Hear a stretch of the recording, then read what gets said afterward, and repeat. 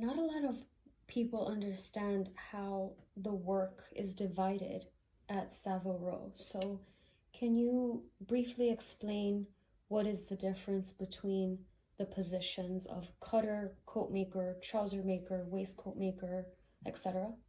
Yes, it's you essentially have specialists. So Savile Row doesn't really have master tailors. There was the kind of, it's probably wouldn't be a popular thing to say, but Savile Row, back whenever I was there, tried to rewrite history and as to what a master tailor was, and it actually rubbed up a lot of the coat makers the wrong way.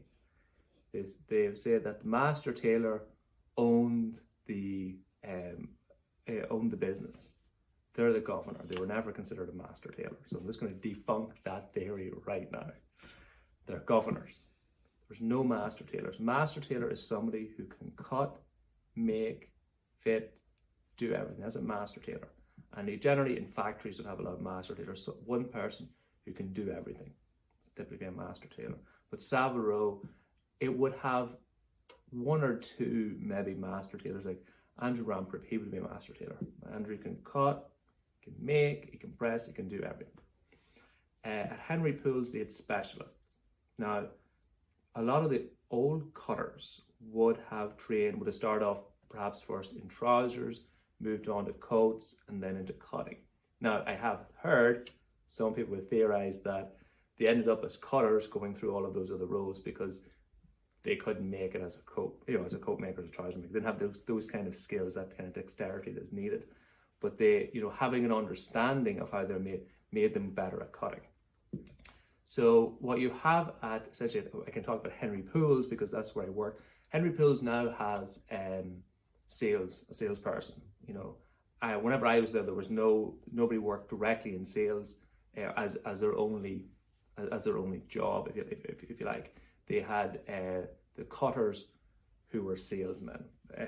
Henry Poole since has now taken on someone who works predominantly in sales and works directly with the clients that come into the store. He possibly has other responsibilities that I can't really speak to, I don't know. The cutters were the salesmen, but they were also managers. And a cutter cuts patterns. Take the measurements, they cut the patterns out. There's other roles that you hear like undercutters and strikers, and people have different opinions what those mean. Some people tell you like an undercutter is someone who just works under a cutter. Some people say an undercutter is the apprenticeship term used for the cutter. When the cutter's in apprentice, they're an undercutter. I don't really know if that's. I think it's really based on a matter of opinion.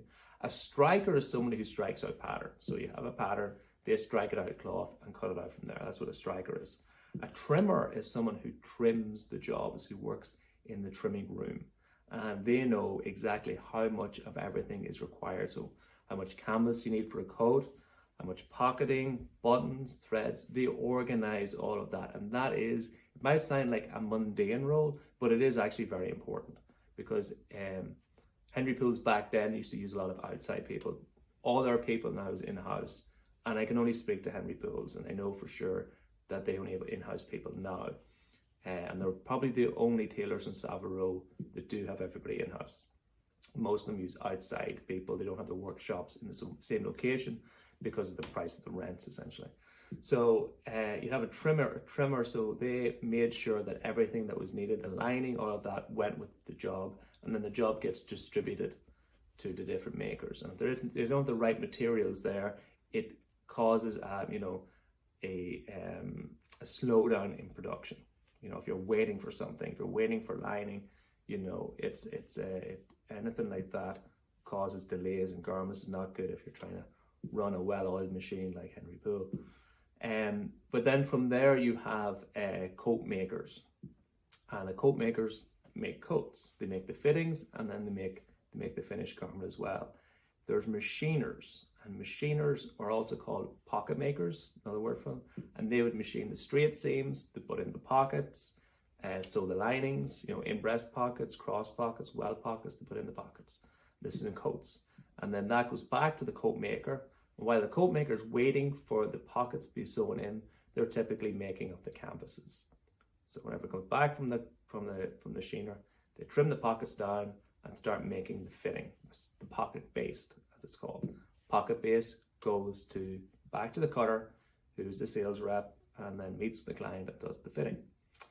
Similarly, in trousers, the trouser maker makes it to a fitting, and they send that to the tailor, and it's a similar sort of idea. There's no lining in it. You know, sort of the outside of the garments are made. The pockets are there, but there's no pocket bags, and this is to allow you to adjust it at the hip if necessary. So they kind of have their own little way of making up a trouser for a fitting, and the cutter would then fit the garment and then rip the garments. That means they pull it asunder, pull it apart, and then remark it for the maker. And the coats go back to the coat maker, trousers go back to the trouser maker, likewise of the waistcoats as well, of course. And then the garments are made to what's called a fit bar finish, which is where the garment is made, but it's not hand sewn. So coat makers baste in the linings. They put the linings in with basting cotton, and then a finisher comes along and sews the seams by hand. And so before it goes to the finisher, it goes back to the cutter, and they do a fit bar finish on the client. So that's the last final check.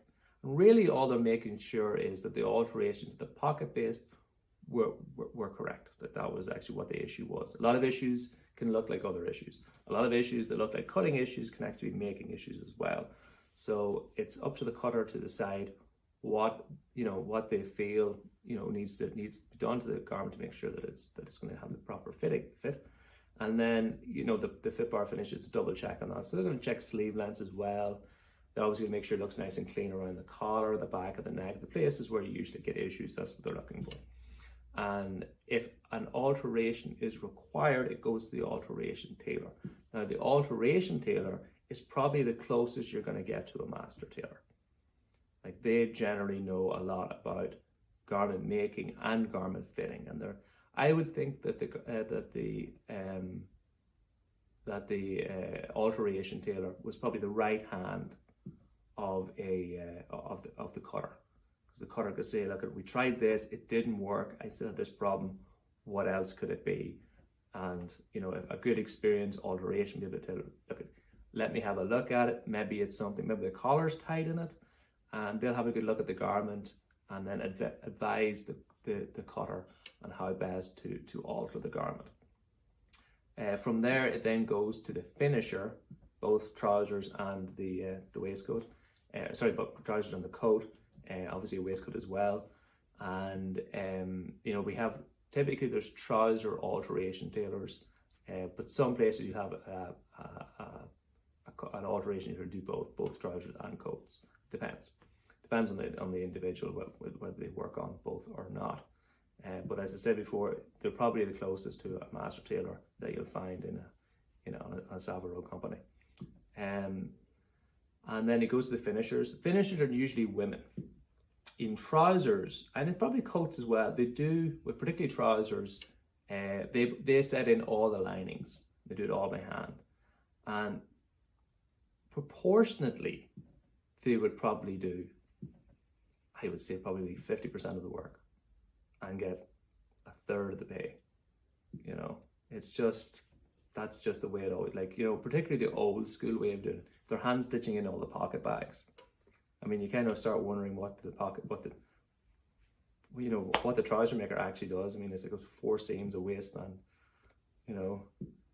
three pocket styles. You can always try to work at a fly, and then the rest was all handmade. Like back in the day when they used to do the back, they used to do the back seaming all by hand. All the pocket bags are set in by hand. So they had pocket mouths in there, and I think that things have changed, and it should probably change for the better. But traditionally, the finisher of trousers did the majority of the trousers, and only got about a third of the pay of it. Coat makers different. It's there is a lot of hand sewing on a coat. The linings all have to be felled, end stitching, doing the armholes and that. But they don't really do any construction work. They're really just sewing things that are already basted into place. And when it's finished with the finisher, it then goes to the presser, and the presser presses off the coat. trousers, waistcoat, and then they get handed back to the respective makers for buttoning. So the coat maker sews the buttons onto the garments, and that's the role. There are other roles as well. Everyone, I suppose, in that chain would call themselves a tailor. So if you asked a presser, he was down the pub having a few drinks, and asked, "What do you do for him?" "A tailor." You wouldn't really say, "I press coats for a living." Wouldn't really what they'd say, you know. Or a cutter, as said, they'd say they were a tailor as well. So tailor is a very broad term within the industry, but the people who generally who own a tailoring establishment or run a tailoring establishment are referred to as the governor, and that's what the title that they've always had, and that's what the tailors call them. So Thank you for breaking that down. Now, as you made reference to, not everyone is an expert in every field. We all know that you yourself are a master tailor because you do all these processes yourself. But is there a particular area that was challenging for you, or that maybe is still challenging for you, that you've had to really work hard at perfecting? For example, sleeves or pockets or anything else? yeah, buttonholes. It's one of the things I tell my students. It takes 100 buttonholes. It takes a lot more than 100 buttonholes, guys. I'm afraid. It's I can do a nice buttonhole, and I have done many nice buttonholes. But it is something you do have to keep your hand at.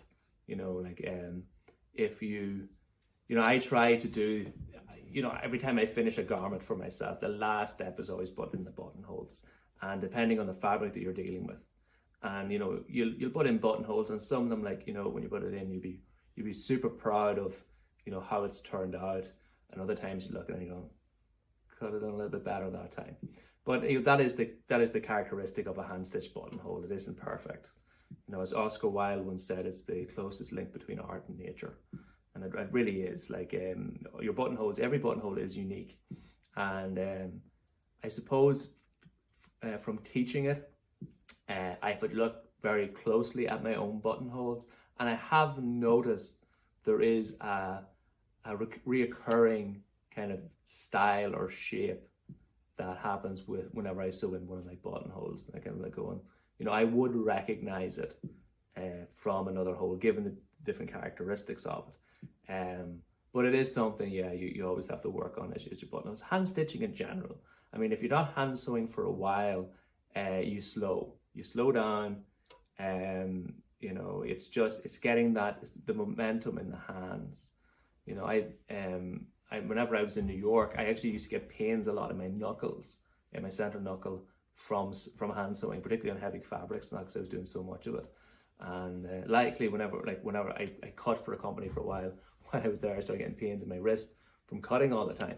So it's but to answer your question, the one thing I think that any person in the trade, not myself included, buttonholes is the one thing that if you set it down for too long, pick it back up again. You're not going to go back to the beginning, but you are going to go, wow, I need to, I really should have done a practice hole before I just put this straight into this coat, So we can all be a little bit critical of ourselves, I think like there are too few finishers buttonholes I ever looked at and thought like they were like really were a work of art. One of them was Ginny Shields. She's a coat maker at Henry Poole's, and Ginny's buttonholes were just breathtakingly beautiful, so fine and so precise. Like she was a finisher before she became a coat maker, and she made a fantastic coat maker, and she's still at Henry Poole's. The Henry Poole's are probably one of those companies very, very fortunate to hold on to probably some of the most talented people.